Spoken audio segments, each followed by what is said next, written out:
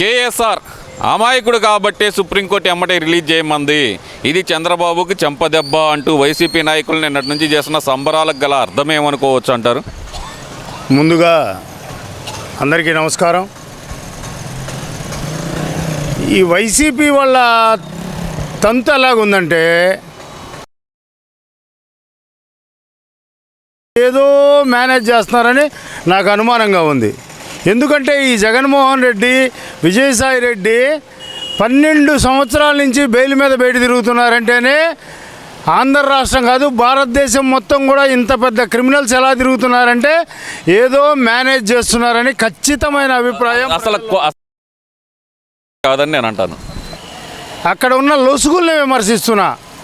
అక్కడ వీళ్ళు నిమిషానికింత గంటకింతని లాయర్లకి లక్షల రూపాయలు ఇచ్చి ఈ విధంగా మేనేజ్ చేసుకోవడంలో కేవలం శక్తి ఉంది.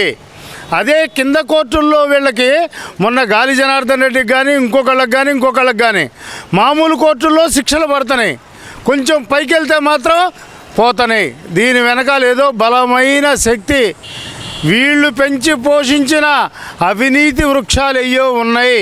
ఇది మేము నమ్ముతున్నాం. ఈరోజు కొమ్మినేని శ్రీనివాసరావు కూడా అతను మాట్లాడటం కంటే కూడా మాట్లాడేవాడిని చూసి ఇతను నవ్వి దాన్ని ప్రోత్సహించాడు.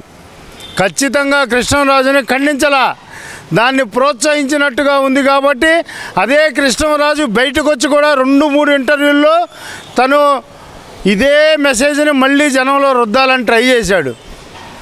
అసలు మీకు బుద్ధి ఉందా?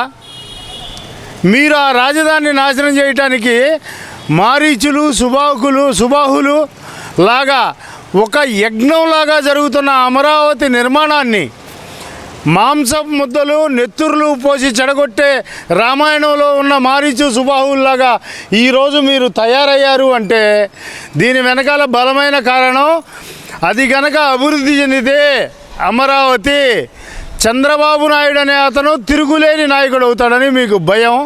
మీ అవినీతి సామ్రాజ్యం మొత్తం కూడా కుప్పకూలిపోద్దని మీకు భయం. అందుకని మీరు అమరావతి మీద విషం చిమ్ముతూనే ఉంటారు.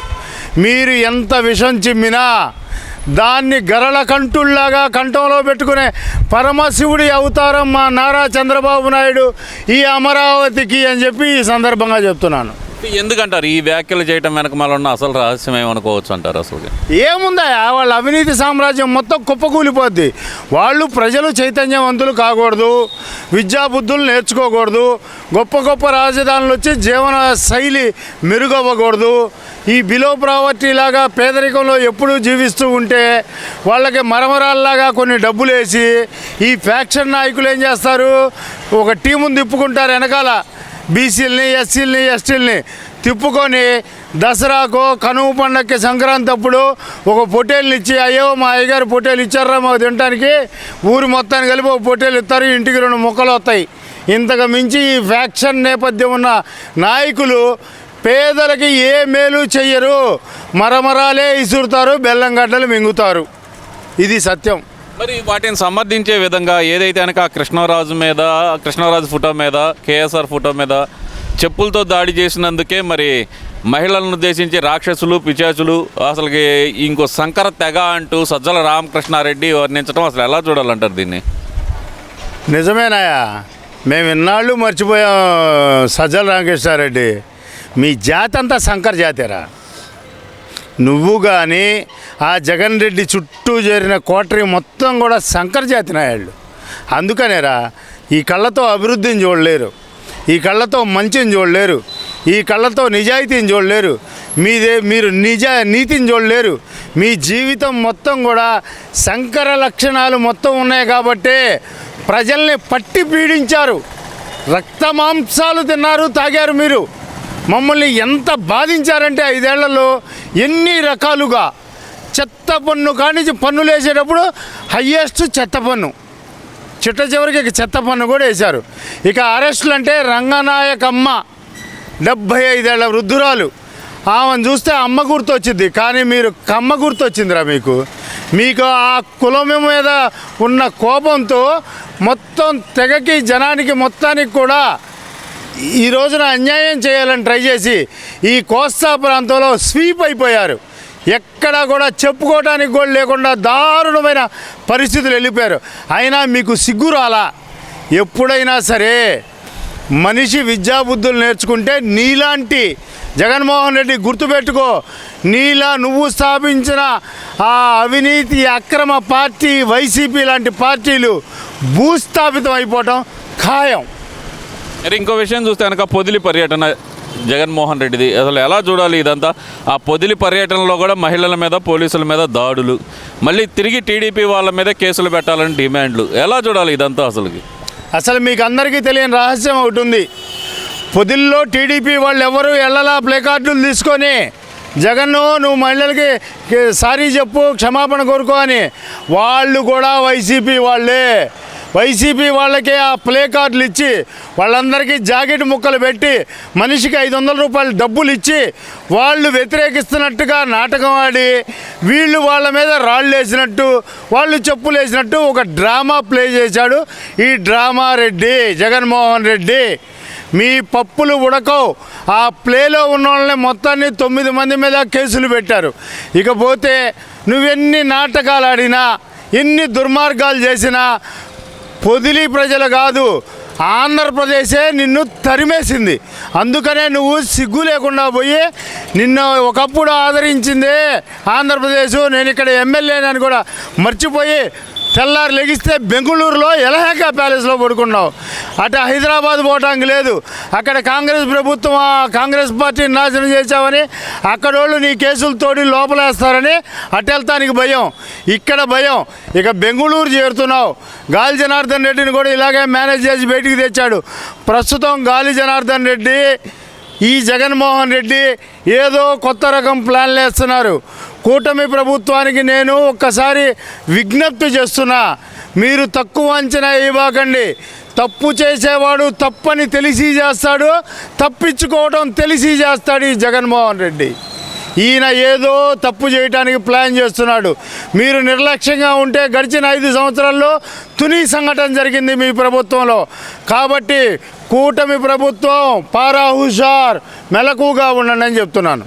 ఇది పొగాకేంటి బాగా భారీ ఎత్తున రేటు పలికిందంట జగన్మోహన్ రెడ్డి హయాంలో, కేజీ 36,000 అమ్మిందంట, నిజమేనా అది? అన్ను ఈ పొగాకంట కిలో 36,000 అంట. ఏమయ్యా జగన్మోహన్ రెడ్డి, నువ్వు సప్లై చేసే గంజాయి అనుకున్నావా 36,000 కేజీ ఉండటానికి? టొబాకో అయ్యా 350 రూపాయలు ఉంటుంది ఒక కేజీ, అంతకు మించి పలకలా ఇప్పటిదాకా ఆంధ్ర రాష్ట్రంలో వర్జీనియా పొగాకు. అది చెబుతానికి నువ్వు పడ్డ పాటలు అగచాట్లు ఇంకా చూడు, నీ బాధ చూడలేక చచ్చాం. 36,000 పిచ్చి మొహోడా. కేజీ 350 రూపాయలు, బాగా అయితే 360 రూపాయలు ఉంటుంది. కానీ ఈ సంవత్సరం 260 రూపాయలు పలికింది. కాస్త అటు ఇటుగా ఆ మాత్రం రేట్ నిలబడినందుకు పొగాకు రైతులు హర్షాతిరేకాలు, వాళ్ళు చాలా ఆనందంగా ఉన్నారు. నీ టైంలోనే మరీ అల్లాడిపోయారు. నువ్వేమన్నావు? పోయిన సంవత్సరం అన్నావు. పోయిన సంవత్సరం పరిపాలన ఎవరిదా? నారా చంద్రబాబు నాయుడుది.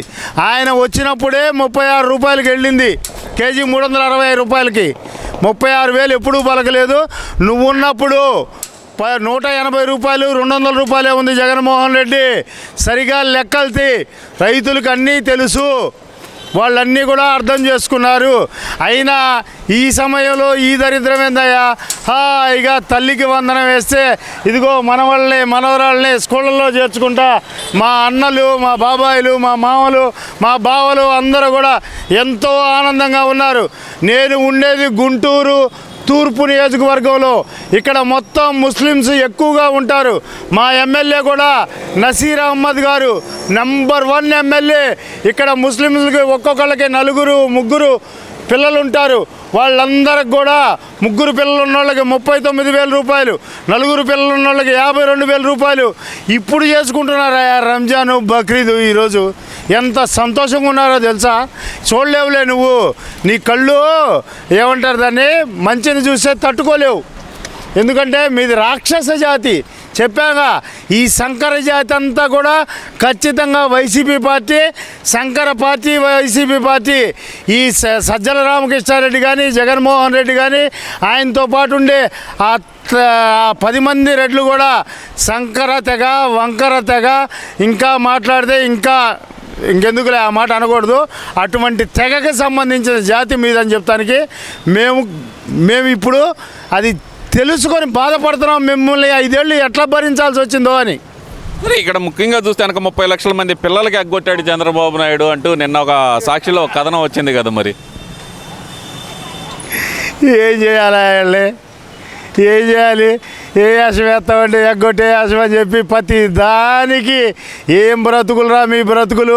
మొన్నే కదా 42 లక్షల మంది తల్లులకి మీరేస్తే, అది ఇంటికి ఒక్కళ్ళకేస్తే 67,50,000 మంది తల్లులకి ఎంతమంది పిల్లలు ఉంటే అంతమందికి మీరేసిన 5,300 కోట్లకి 10,000 కోట్ల రూపాయలు వేసి మీరిచ్చిన డబ్బుకి మళ్ళీ అంత డబ్బుని ఇచ్చి కూటమి ప్రభుత్వంలో ఈరోజు నారా చంద్రబాబు నాయుడు గారు కానీ, పవన్ కళ్యాణ్ గారు కానీ, బీజేపీ పార్టీ కానీ, నారా లోకేష్ యొక్క ఆధ్వర్యంలో ఎన్ని పంపకాలు జరుగుతున్నాయి.